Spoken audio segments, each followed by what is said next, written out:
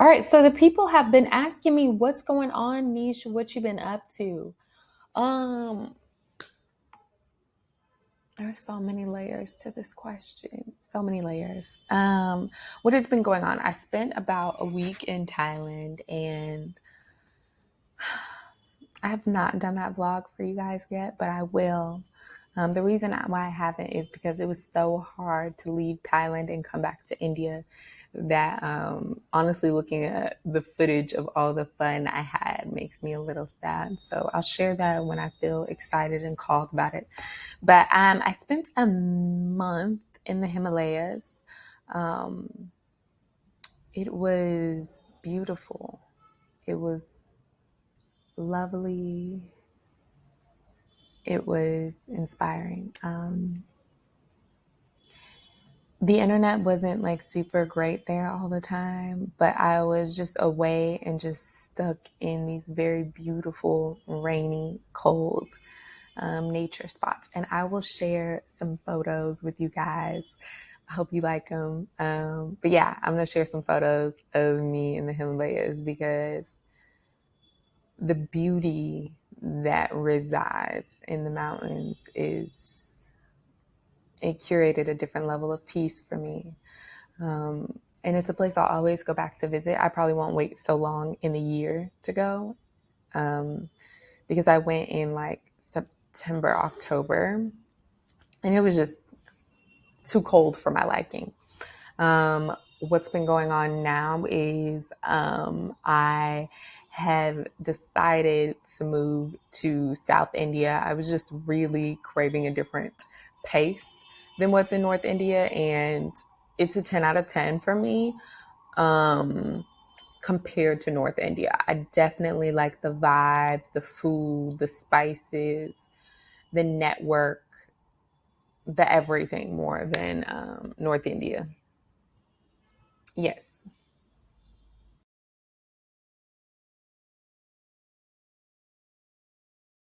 Okay, y'all. So this is a question that I also get asked. What happened to the meditation trip you were going to host? Well, I was actually going to host, if you guys don't know, in addition to being a therapist, a medium, an oracle reader, and just a clairaudient life coach. I also am a travel agent, which is why I'm here. And so I literally love meditation and all of this. And I had planned a trip with a company whose name I'm not going to say. Um, and it was quite expensive, but I thought it would be worth it. And then I got here and I began to see the culture of the places that they were going to be taking us to. And it wasn't something I wanted to put my name on. And um, it wasn't the type of experience I would want to be responsible for curating with people. Um, if we, not if, when we do go on a trip as a collective and like friends and family decide to join me, it will be a luxury experience for the most part. So yeah, it just wasn't hitting on anything for me. So I was like, I'm gonna let that go. I'm gonna let y'all do that. It just wasn't aligned with me. And also, I want to say that this is a really spiritual journey for me. So I was excited to have people come and visit me and reconnect and all of those things. But my spirit is in a space of constant evolution. And so, yeah, some of the lessons had to be learned through a solo lens. But don't worry, I have two trips planned for next year, and they are both in Southeast Asia, places that y'all would really like. And I know I'm going to have a blast there. So I hope you guys are there with me. If not, then I post it. You can watch. I'm just lying. You know, I might not post it. I might post it a year after. So you better be there. But anywho, yeah, that's what's going on with the meditation trip. Another thing I also wanted to say. So here's a question that I like that I get answered, that I get asked a lot. Is what's something that you still can't get used to? And for me, it is number one, walking barefoot. Um, like a lot of temples and things here. I usually wear socks when I go. Um,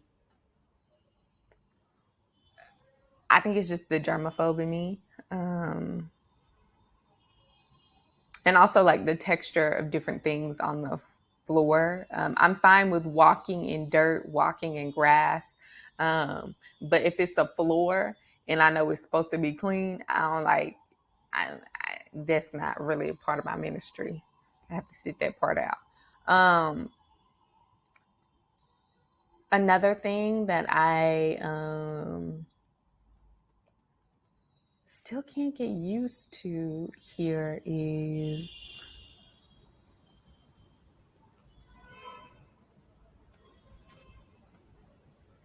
probably waiting on the shower to heat up. That be getting me sometimes. But there's really not much, you know, there's really not much that I haven't gotten used to at this point. Now, if you'd asked me in the beginning, baby, I had a list. I was like, I don't know if I'm making here, but not so much. And also, like living in this part of India, like Bangalore is really a calm vibe. Like the people here are so kind and generous. Um, yeah. Hey y'all. So another question that I get pretty often is, so where are you now? Right now I am in Bangalore. I'm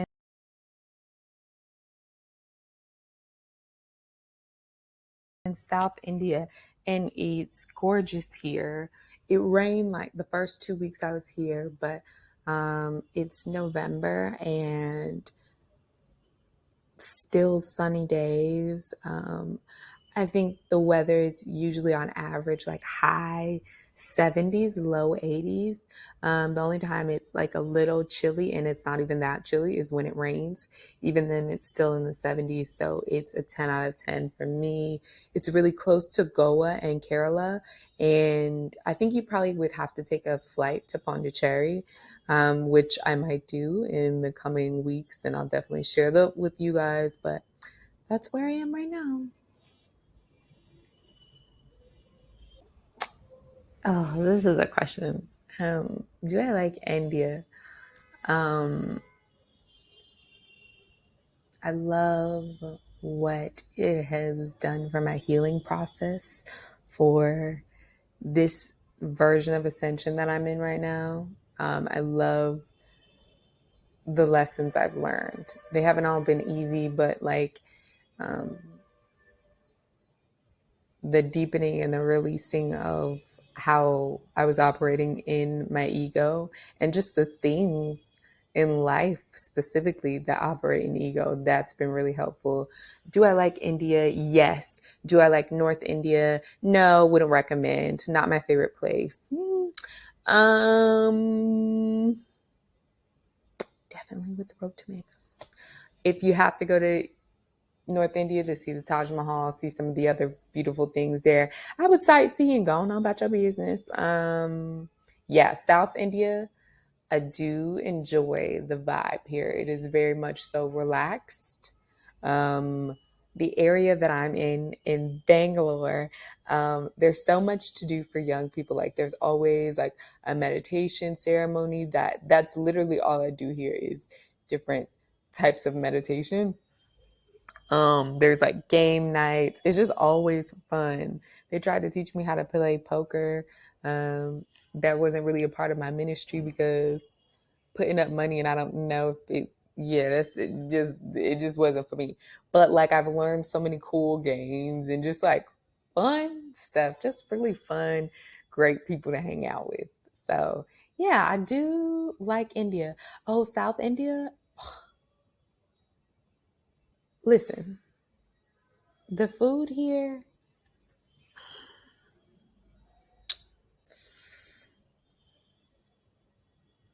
I'm trying to describe it.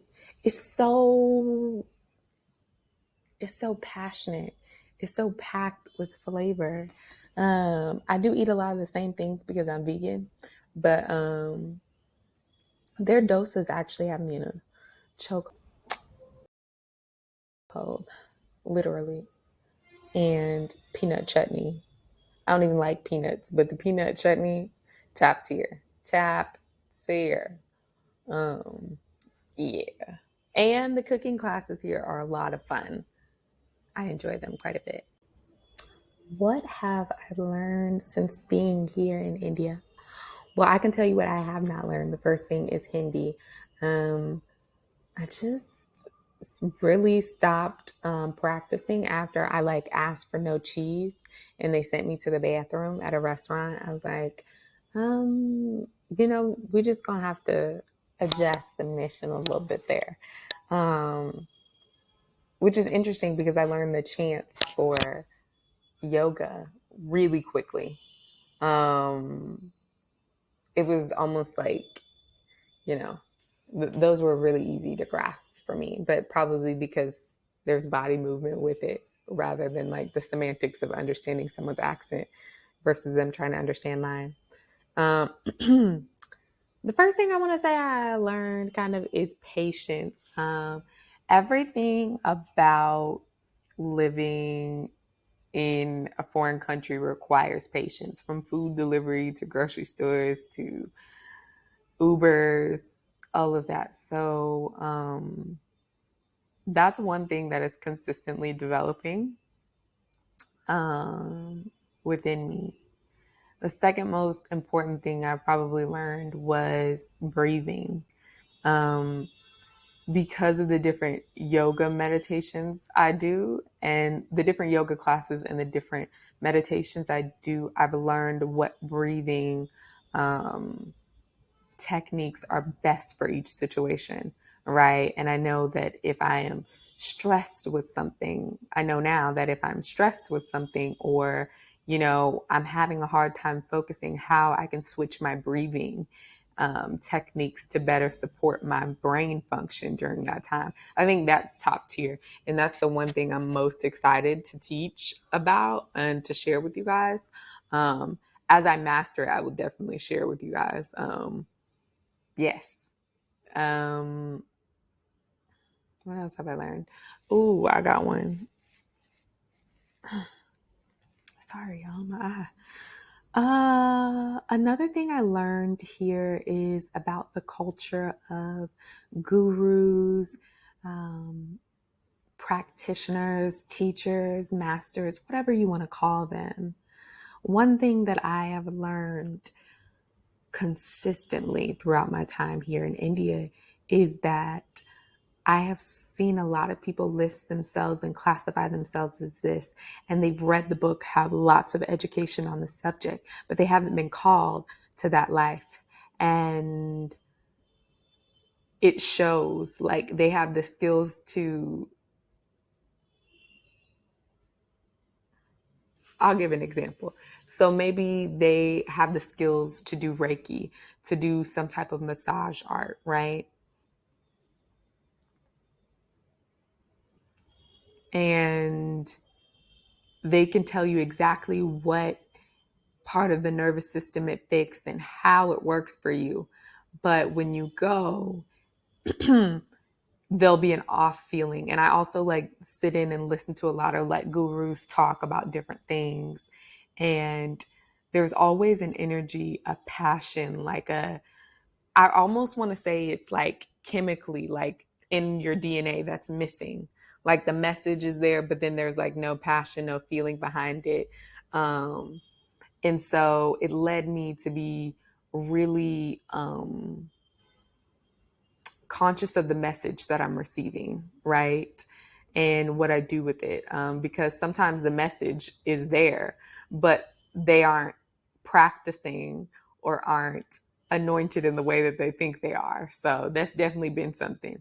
And it, for me, the way it affected me was like it really encouraged me to deepen my own practices.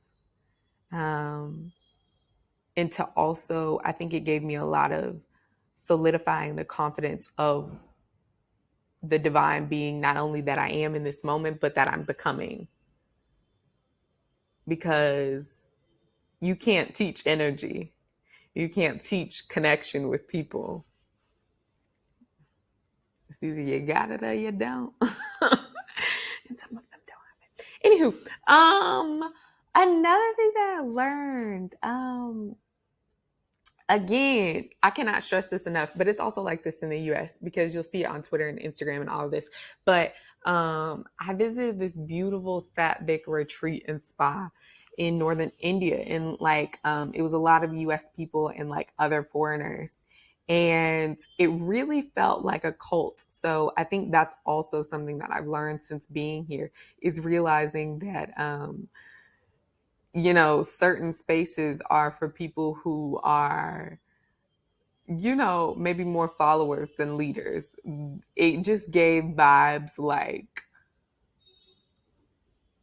sheep versus shepherd. Like it was very much like we follow, and to follow and to worship is one thing, but I don't know. I noticed a lot of that here. So thankfully my independence it speaks volumes before I even mention it. But yeah, I did notice a lot of that energy, especially at some of the different ashrams and things like that I stayed in. And the last thing, probably the fifth thing, is different yoga and meditation styles. It really, really changed my life to start experiencing more than just vinyasa yoga and Kemetic yoga, because that was a framework that I knew before.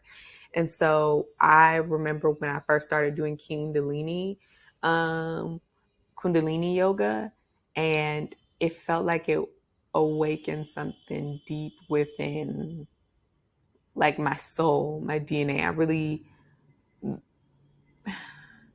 The practice is just magical if you align with it. Hatha yoga took me to like a different level of consciousness for my meditations, and that was a beautiful experience. So yeah, I've learned a lot about what I need to regulate my own body and also how to help others regulate theirs. Top tier.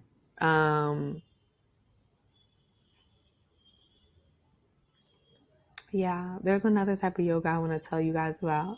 Well, I'll just say it here. Okay.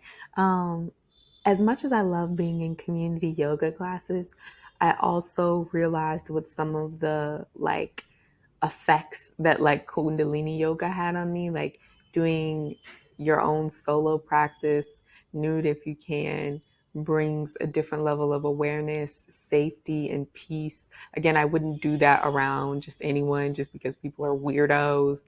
But if you could do it in like the privacy of your own home and the privacy of your own safe space, baby, get into it. I'm telling you, it's going to change your life. You're going to look at your whole being different, not just your physical body, but the energy around you. Oof. I'm telling you, nude yoga is the one. That's the one in the two. What would you change about your experience here? This is a good question because I thought about this a lot. Um, but first things first is everything happens for a reason. So, like, I was meant to have this experience so that I could, you know, sit through the lessons that I'll be ignoring other places. But if I could change, like anything, I probably would change, like how much I wouldn't stay as long, and I would um probably, I don't know, because like the thing is, for my first few months here, I still worked both of my US jobs. So that took a lot of, because of the time difference, it took a lot of time that I had to like fully engage. So if I could do it again, I would, you know, go to a yoga teacher training or stay at an ashram for like a specific amount of time uninterrupted. Like if I could stay at a Kundalini or yoga retreat or teacher training, I would do that uninterrupted. So I would just take 2 full weeks off of work. What should you know about coming to India? Okay, so first things first is be prepared for the culture shock. It is highly impoverished and deeply spiritual. Um, but it's like also inspiring because I've met people who didn't have a lot here. Um, and they were so devoted and kind and just generally good, sweet souls and spirits, so dedicated to their faith, their work of service, and etc. So, like, yeah, but be prepared. Oh, and be prepared for the cows in the middle of the street because, baby, nothing on God's green earth could have prepared me for that. Um, be prepared for people to ask you if you're from South Africa, if you are Black or dark descent. Um, My last thing that you should probably know about India is the food is so, so good. So be prepared for your waistline to expand. But also, like, I would say to stay in a retreat or ashram that fits your soul needs and your body needs. Let me tell you what I mean by that. So, like, my soul personally, it needs authenticity. If it's not authentic, it don't really feel safe to me. But I also need peace, right? And my body needs luxury, period. So finding accommodations where the hosts are honest and upfront about what you need, right? And that is a safe place. Also, I would say South India is much better in culture, food, resources than North India for me. And if you want to see North India, I would suggest you go for a few days. Um, see what you want to see and then bounce. To me, North India is kind of like overcrowded. Uh, you get a lot more, not even land, but you get a lot more of a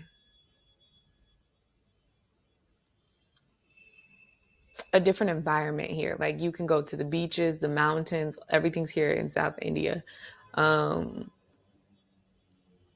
and just having that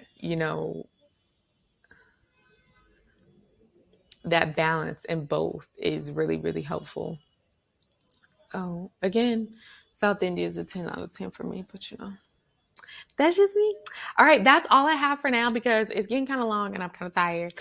So if you guys have more questions, if you like this video, please don't hesitate to like, share, comment, and subscribe. Peace and blessings. I hope to see you guys soon.